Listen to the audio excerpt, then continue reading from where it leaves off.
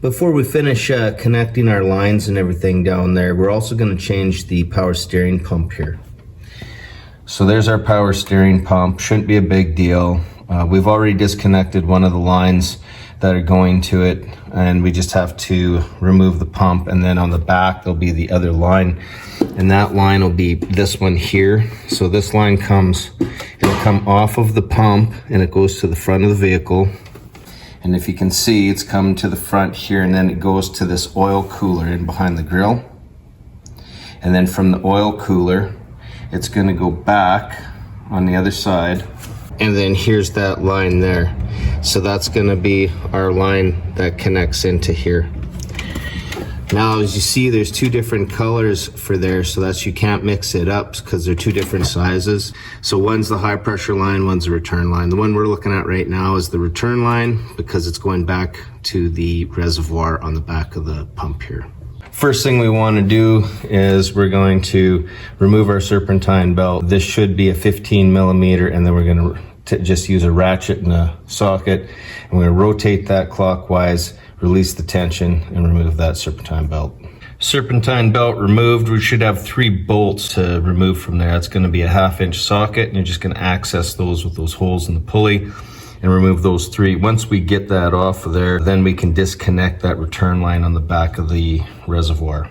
So all we got to do is take out those 3 bolts right there, and that's going to remove our power steering pump. On the back here, we just got a pinch clamp, and that's going to remove our return line, and then we can just reinstall that with the new pump. What I'm going to do before I install that line is I'm just going to blow it clean with some compressed air. So I've got the air gun on there, blowing it clean.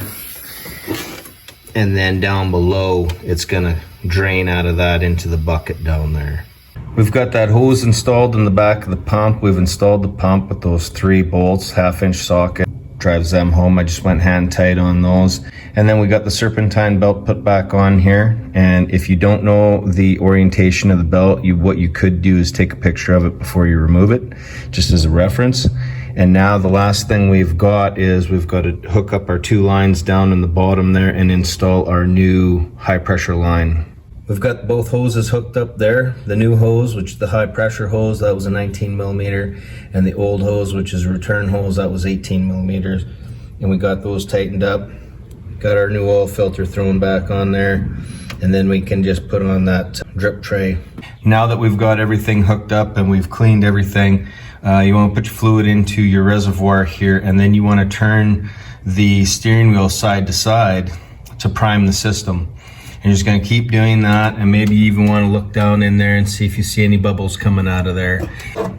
Just keep going back and forth, and prime the system. And as you're turning that side to side to get all the air out, the fluid's going to drop, so you're going to have to keep adding fluid until you get it up to the proper level, and just keep repeating the process until you've got the right level in there and you've got all the air out.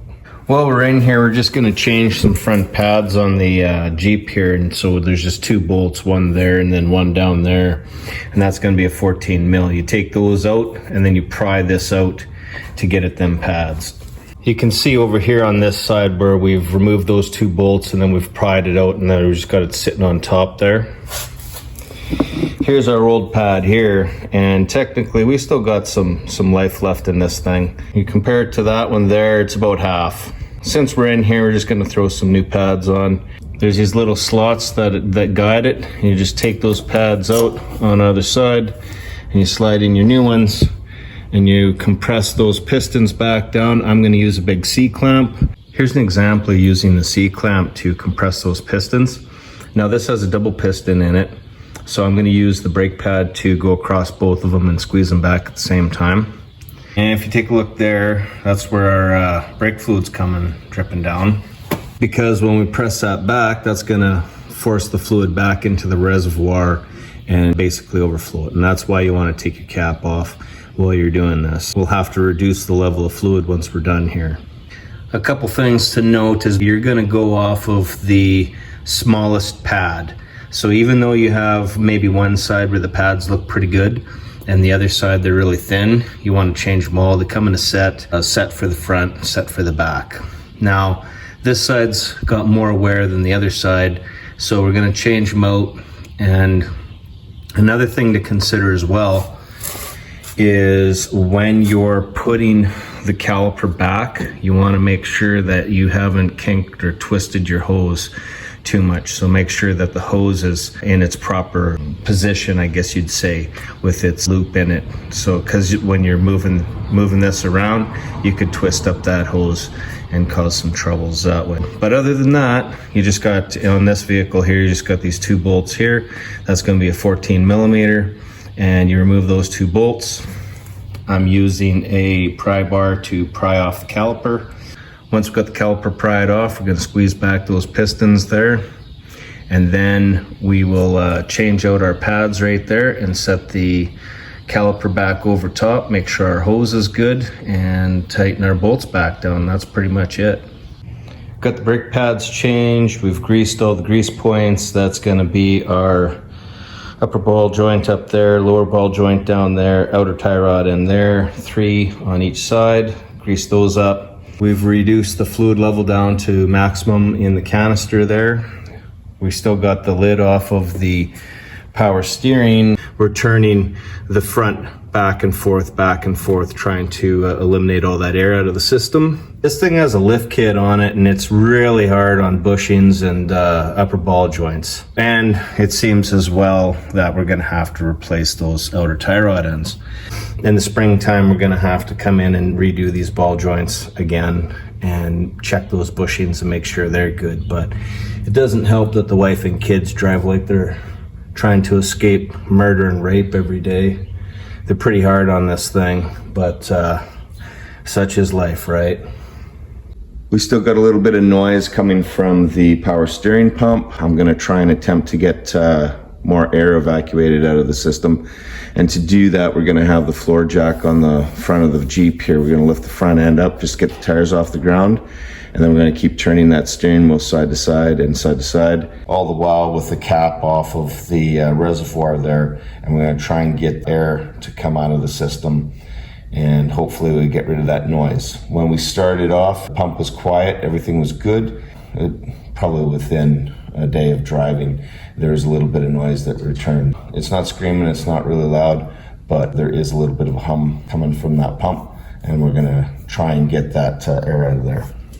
So with the vehicle off and the front end lifted off the ground, you turn those tires side to side. What you're doing is you're looking for air coming up to the surface here and evacuating that air out of the system. We did that with the first installation, and then we turned on the vehicle. Everything seemed to be good. It was pretty quiet, pretty satisfied with that. And then a little while after that, it started to make a little bit of noise. We're going to just do this procedure again. Bring it into the shop, shut it off, lift the front end up, get them tires off the ground, turn it side to side, try and get that air out of there. And the more air we get out of there, the better. And hopefully we can fix this noise coming from the power steering pump. Here we are underneath. This is on the driver's side frame rail here, and we found some factory holes, and we're gonna make use of them here. So I made this little plate and I got it bolted in here. So with our bolts removed, these are the factory holes, and the slot is in the frame rail there. And what I did was I tapped those holes out to 5/16, and then I made this plate here. And all it is just a simple plate. And then I've bent this little tang there. The little tang will go into that slot. Once that tang is fitted into that slot, then I'll line it up with the holes, and I can put 2 bolts in there to hold that. And this is going to be my bracket now for a setup that I've got for bleeding the power steering. After making that bracket, what I did was I welded this onto the bracket there, and I'm hoping everything's going to fit nice, because on the back of our valves, that sticks out a little bit. So I'm hoping that this plate will be the same difference as that, so then everything will sit nice and tight against the frame rail there, especially this one here, because this should be up against the frame. This one may be below it. The plan of the system here is we've got a return line that comes this way, and then it hooks onto the back of that power steering reservoir, and you can't get at it. You got to remove the power steering reservoir to disassemble that return line. So this is going to go in series of that line there.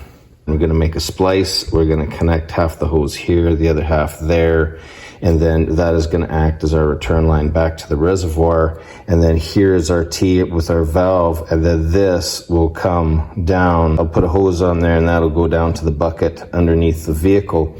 So what happens is I'll just close this valve here. Now with this valve closed, the return will come and it'll, instead of going to the reservoir, it's going to come to the bucket. So that's basically flushing it out. We just continue to manually flush this thing out with the vehicle shut off, again with the front end lifted up, and we're turning those wheels side to side, and that's going to cycle the fluid through, and we're going to drain it into a bucket, and then we're going to keep filling the reservoir and slowly doing that in hopes of flushing and purging the whole system and try and get that air out. Then we can finally get that remedied, and then we won't have that noise coming from our power steering pump. Here it is all hooked up, and we have the hose from the cooler, and that's going to be the portion with the little orange stripe on there, wrap. So that's coming into our T, comes out of our T, and the other side is going to the back of the power steering pump. And then the bottom is just a piece of hose that's going to drain into our tub down at the bottom there. So as you can see, I got both valves closed right now. So what I can do is I can open the bottom valve and I can cycle some fluid through and into the bucket.